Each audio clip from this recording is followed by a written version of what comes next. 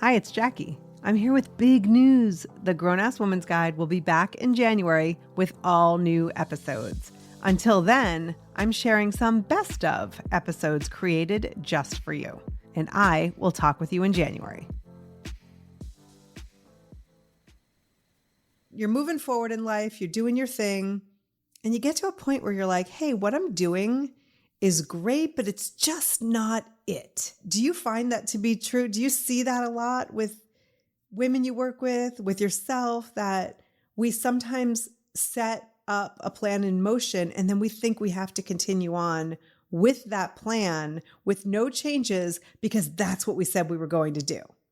Absolutely. Yes, 100%. And it's interesting the way that you put that, because it makes me think about anyone who considers integrity one of their values is going to be tripped up by this, right? Because to your point, if I say I'm going to do something, I'm going to do it, or I'm going to explain why I can't do it when I said I was going to do it. And really the origin of the conversation that I'm having in the She Knows the Way podcast now came because women of all ages were saying to me in various situations, I don't know what to do next. And I feel like I'm the only one who feels like I'm figuring stuff out all over again, or I've reached the end of this road and I know what to do. And I was like, no, you're not alone.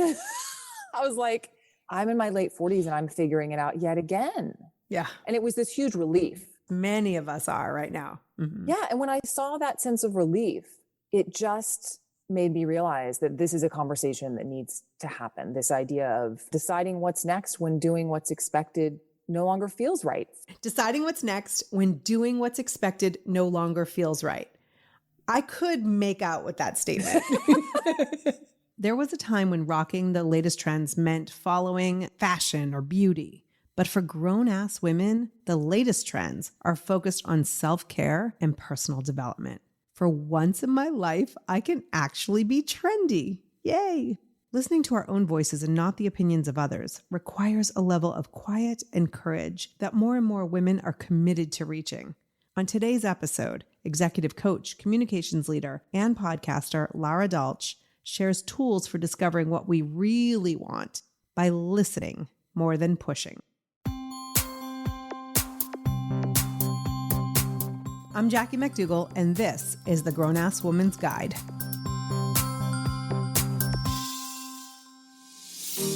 More and more women are joining book clubs these days as a way to share ideas and connect with other women. But what about a pod club? For women who love to discuss podcasts. Cool, right? Enter the Grown Ass Woman's Guide Pod Squad, a free monthly virtual event where we can chat about all things the Grown Ass Woman's Guide. Bring questions, comments, topic ideas, and strong opinions on recent episodes. Some months will include a special guest from the podcast. It's totally free to join. Visit grownasswoman.guide/episode 157 to RSVP. Space is limited. Be a part of the Pod Squad. I would love to see you there. Should. Oh, there's so much power packed in that one syllable word. It evokes feelings of guilt, shame, regret in some of us. But what if we stopped shoulding all over ourselves, and while we're at it, let go of others' expectations? Anything that feels like you should or you have to, it's not going to happen. Yeah, I'm very resistant. I even put a meme up recently that was like, if you tell me I must do something, there's a 98.7% chance that I'm not doing that thing. Yep. I have major resistance. And so when we treat people like they're not enough, but I have the solution to your enoughness, there's a huge problem. It's a huge problem. Yep. And I don't have the answers like they do. Exactly. And that's a perfect segue. Number one is the understanding the doing what's expected isn't feeling right, right? Yeah. That's the first crumb we start to feel that I'm doing this thing and it's not aligned with me anymore. How does one have the courage to even allow that thought to become maybe an idea? That's such a great question. What comes up for me when I think about it is like, where are the expectations coming from? Are they coming from you, or are they coming from outside of you, or some combination? I think that's really important. And honestly, the ones that are coming from inside yourself are almost more challenging to deal with, I think, than the external expectations, because we all deal with, expectations from friends and family and society and all the things. To me, regardless of where those expectations are coming from, in my experience, it has been about cultivating self-awareness first, right? That's part one. And a lot of the journey that I've been on, really mostly in my 40s, has been doing that, finding ways to really even know what's going on inside my own head, right? That's part one. And then in terms of like being comfortable making it a thing, I think this comes with being in middle age too, where you're just like, you know what? This is how I'm doing it. Yeah. What's going through my head as I'm saying that is, well, that doesn't mean you like run over everyone and you don't show up for the people in your life, but it means that you draw a clear distinction between what's theirs and what's yours. Meaning their thoughts and their expectations? Yes. Okay. Exactly. Right. Because sometimes, and I think that's why that self-awareness is so important, because so much of what we think we should be doing comes from someone else, but we've internalized it. Right. And sorting that out can be really tricky. Like, do I actually believe this thing? Do I actually think this is the way I should be living my life? Or did I learn that from someone else along the way? Right. And it may not be external right now. It may have been external That's right. in childhood or some other time early in your career or whatever it is. Yeah, totally. So I look at myself in the context of my friends and family and my broader sphere. And for years, I had this internal dialogue about the fact that I had moved far away from where I grew up, that I had spent much of my life in really big cities like New York and now Seattle, that I had chosen a career path that was really intense. I worked in advertising and that I had also in many ways chosen to be single for a variety of reasons. Right. And so I think for years I had this dialogue that I was different, right? That I was somehow other as a result of some of these choices that didn't look like the choices that people in my family. But what I came to understand is that, first of all, that's actually not true. Like when I look at all of the people in my life, I'm actually not that much of an anomaly. And even if I was, I finally was like, okay, but Lara, is this making you happy? Are you happy with your life right now? That's not to say there aren't things that, I would change, but the answer kept coming back, yes. But that only happened after all those years of cultivating tools that let me tune in to myself and get really quiet and listen to myself. What are some of those tools that you've used? Well, I hate to be such a cliche, but meditation has been, been a big It's a cliche one. For a reason. That's right. That's right. Yeah. For someone like me, whose brain is always chewing on something, like that has been probably the single most important tool for that. And then exercise, running in particular. But to me, running is just an extension of meditation. I hear that a lot.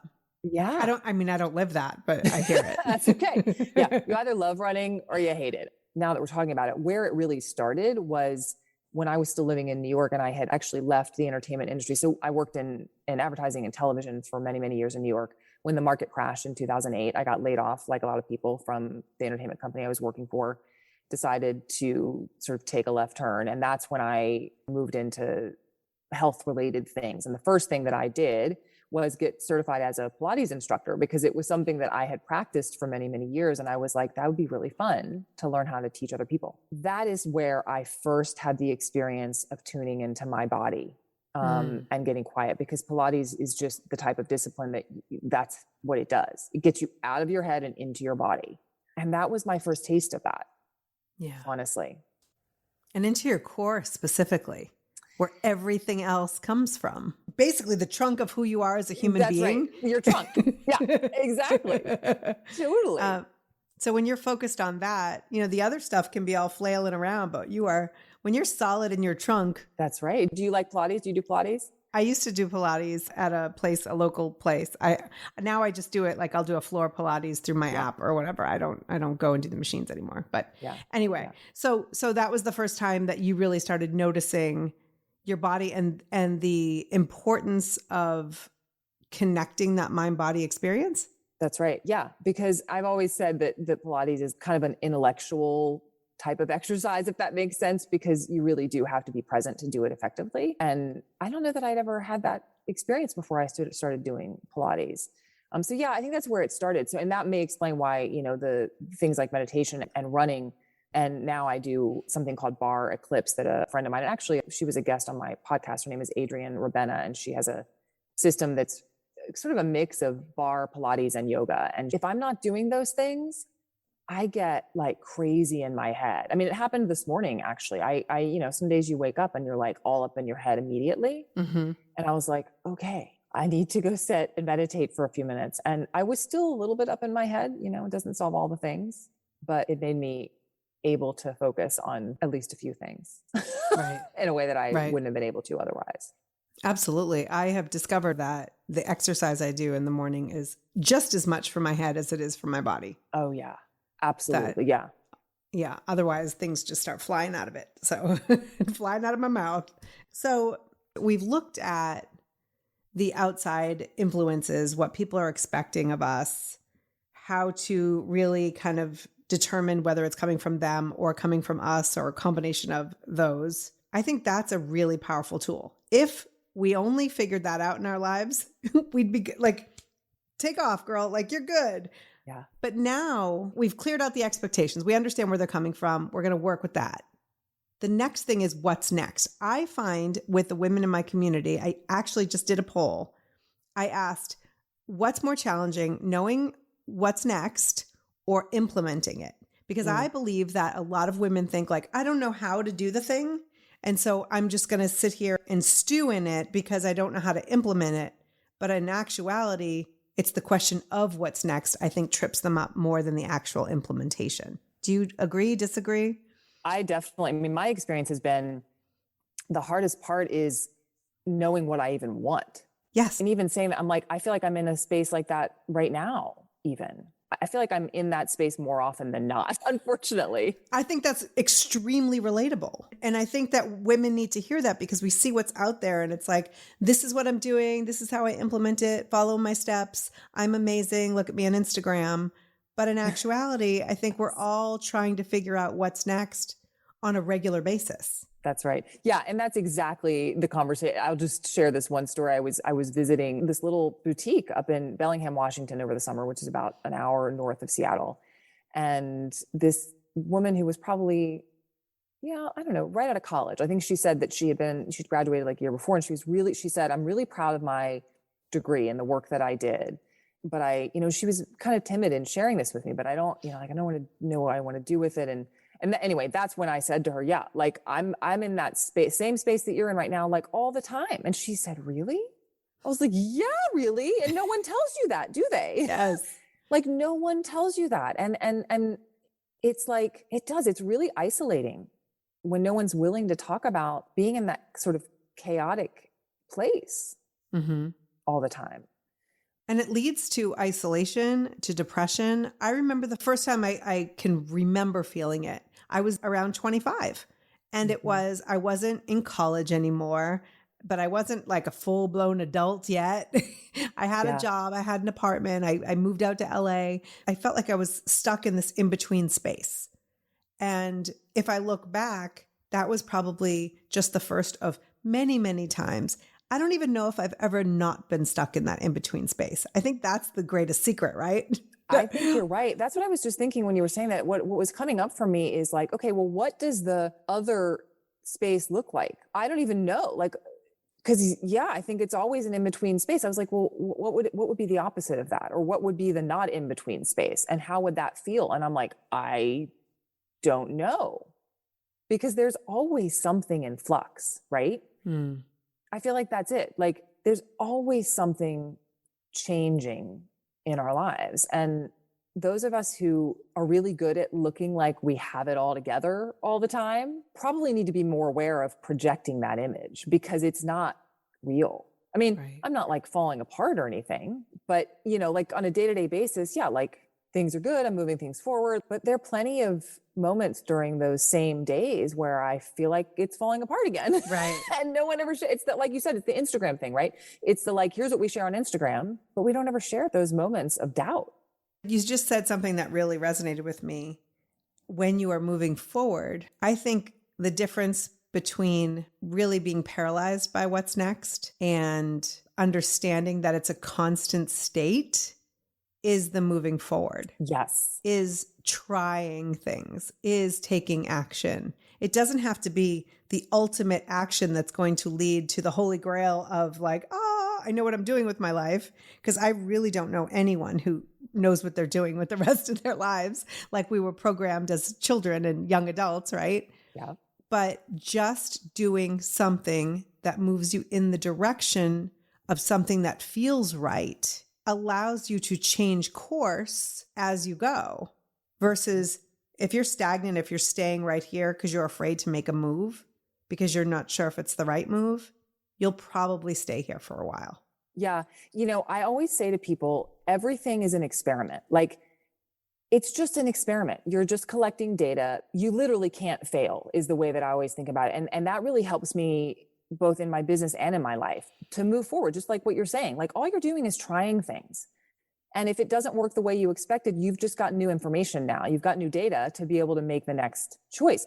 Experimentation allows us to stop being so hard on ourselves and possibly decrease the need to force things to happen. Instead, it allows for a bit of flow in our lives. I've noticed that if I am pushing too much, if I am striving too much, nothing happens, which sounds completely counterintuitive. No, actually, I want you to say that again. That's how important that is. Yeah. I've noticed that if I'm striving too much, nothing happens. Not only does nothing happen, but my head feels like it's going to explode, right?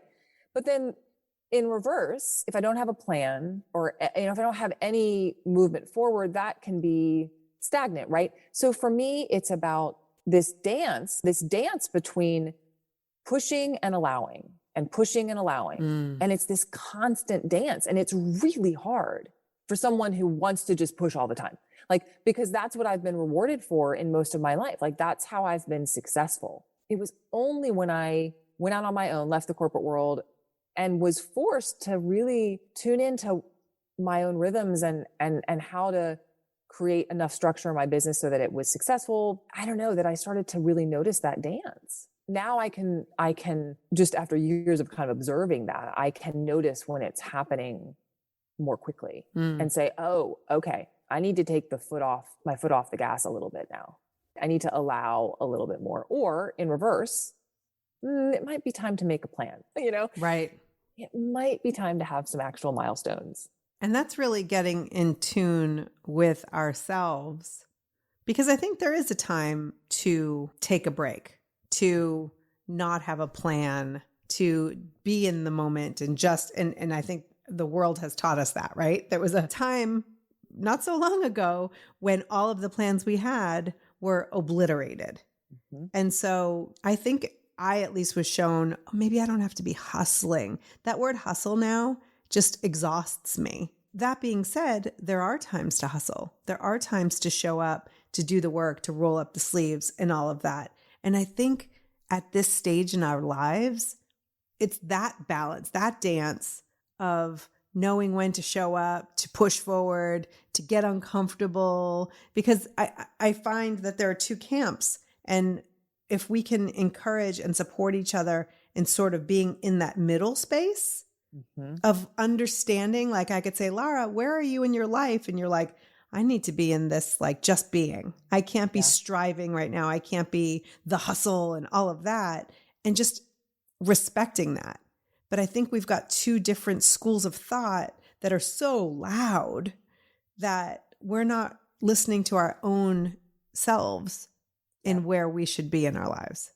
Yeah. And it's hard too, I think, I'm just talking about sort of the work perspective, just because so much of my work is inside organizations, but like, it's hard when you work for someone else, right? When you work for an organization that has its own rhythms, right? Like, how do you exist as an individual with rhythms inside that? especially if they're in conflict Right. with the organization.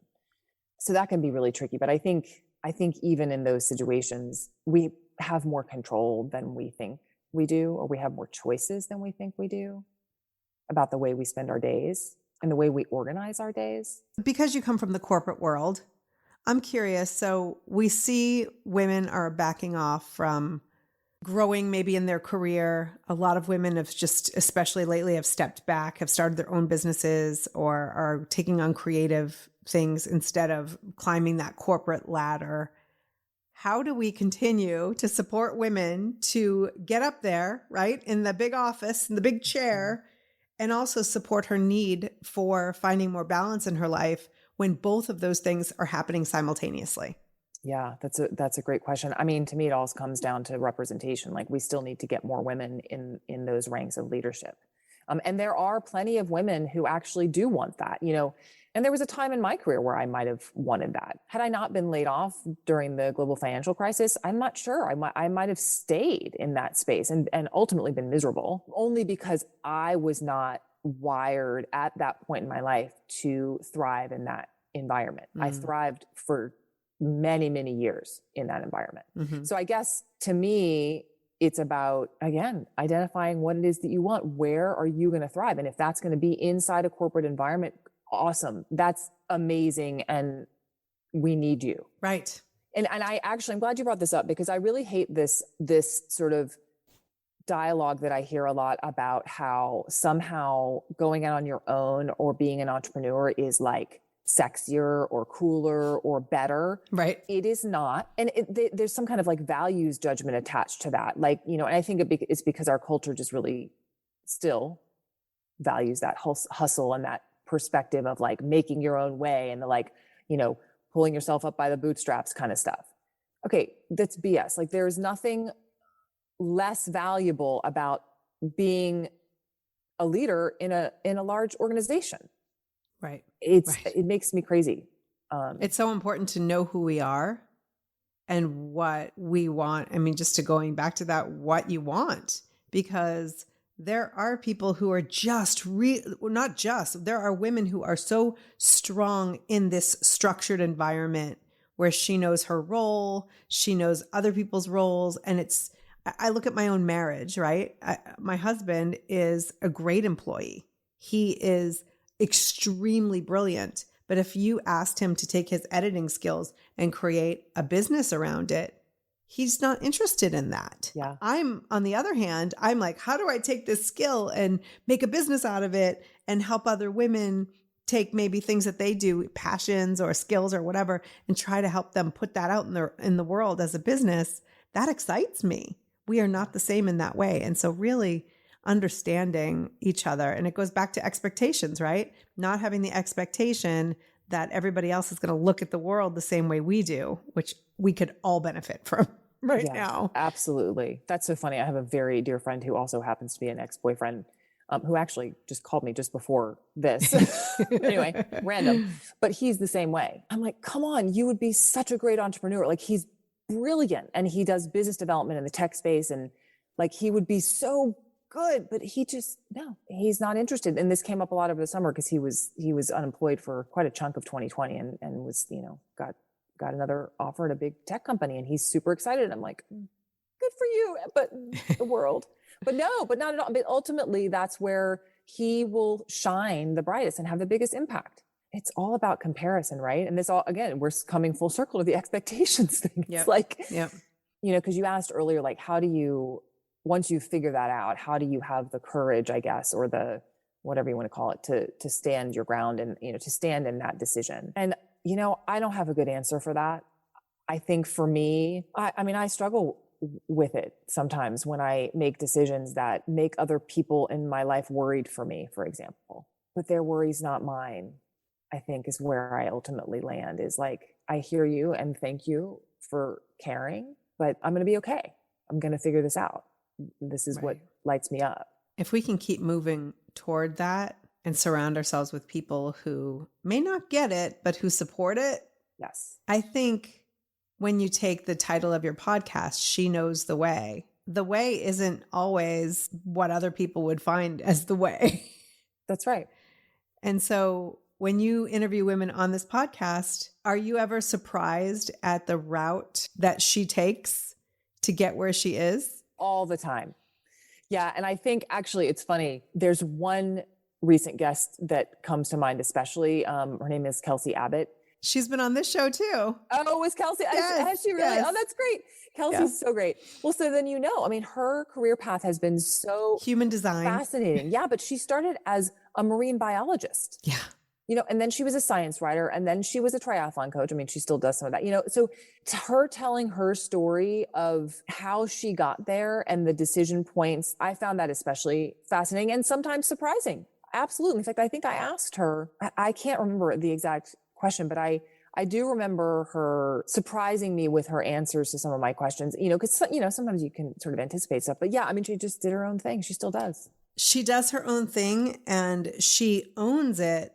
I think that makes no apologies is such an overused statement, but one's feedback to her life decisions do not concern her. She doesn't waste her time worrying about other people's feedback on her life. And so she's a prime example of she knows the way, and the way isn't a straight line. I think that's really important. Yes. And you talk about that on your podcast, that the way, it's not like one way and it's point A to point B. Never. It never is. And it's only in hindsight that you can create a linear story about it if you want. And I do that all the time. In fact, I did it yesterday. Someone asked me, tell me your story. So I connected the dots for them. Yes. But that's not how it happened. And it's not really, the connection of the dots is not real. It's just a narrative, that helps our human brains kind of understand things. It's a packaging device so other people can understand it. That's right. Yeah. And sometimes even so that we can understand it, Yeah. right? I mean, it's, I think that's just human nature. But yeah, in reality, it was not linear. It never is. And I think I think it's, to your point, it's really important for people to hear that, because that freaks people out sometimes. Why is it not happening in that straight line? Well, because it doesn't for anyone. For anyone. I don't know anyone who's had a straight line career/life. Right. That sounds kind of boring. Yeah, I don't even know what that looks like. I guess maybe our parents' generation maybe had more of that, right? Because they, often, stayed in the same organizations for their whole careers, and, but that's just not how things happen anymore. No. And I think there were a lot of unfulfilled people back then as well. I think that's right. I think that the road to fulfillment has a lot of twists and turns. Sometimes it includes your career. Sometimes it includes a mate and children. Sometimes it doesn't. Sometimes it, just understanding that that's really what we're all looking for, right? Is connection, fulfillment. And so I just love the concept of appreciating and respecting another human's journey, especially when it looks nothing like our own. Yeah. There's so much to learn. What have you learned from talking to women who don't necessarily have a similar path as you? Oh my gosh. I've learned that there are a lot of badass women out there. Not that I'm surprised by that, right? I mean, I knew that, but it's just nice to have that confirmed. I've learned to rewire my brain a little bit towards finding opportunity. I spoke to a woman on the show a couple weeks ago who is the CEO and co-founder of a tech startup. And she just thrives on uncertainty because she looks at it as, where are the opportunities here? She doesn't get freaked out by it. She doesn't get shut down by it. I was reminded by that conversation with her that, oh, right. Because my brain will sometimes default to that place of scarcity. Well, no. She said, if I can't find something, I'm just not looking hard enough for it. She's like, that's what I've learned. So that really stuck with me. I need to share that with her actually, weeks later, I interviewed her probably 2 months ago now. Right. I'll link to that in the show notes for sure. Yeah, it's great. Her name is Serbi Retord. I've learned that burnout is not an individual problem. It's an organizational problem, which is relevant because as I said earlier, experienced it for the first time in my career. And the woman that I talked to on the show this week, or that her episode released the week that we're recording this, did 4 years of research and and really got underneath the hood of burnout in a way that I had not seen, because I think it's still a very misunderstood experience. So I learned a lot from her. Who was that? Her name is Susie McAlpine.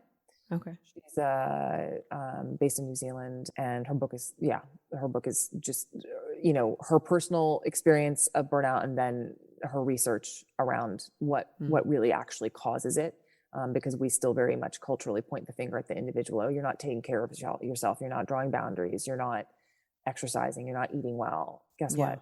That's not the problem. Neither is overwork. It's not to say that it doesn't contribute, but often, this is a very specific thing that I learned. Often leaders will see someone who's experiencing burnout and take things off their plate, right? And that actually makes things worse. Because one of the other causes of burnout is a sense of a lack of control.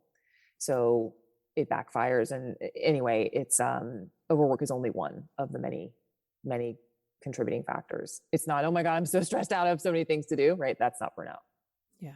But yeah, and I've also just learned that, God, women just have, humans in general, not just women, but all of these women have such grace with themselves, but it's been hard won, right? Like it was not a natural state for them. And I think they've learned over time to allow themselves to kind of flail around a little bit, to figure things out and not feel like there's something wrong with them. Right. Have you learned the same? Yeah, I think I have. Finally. Good Lord, why does it have to take until our 40s to figure this out? I just was so hard on myself in my 20s and 30s, and I still am sometimes, but now I have sort of a pull cord, okay, wait, time out, give yourself a little bit of grace. I think we weren't ready. We weren't ready for this. We needed to go through it. I don't know. Although I do see younger generations and the way they're able to create boundaries around their schedule and their work and saying no and things like that. And instead of feeling regret and resentful, I just think, oh, well, guess who raised them?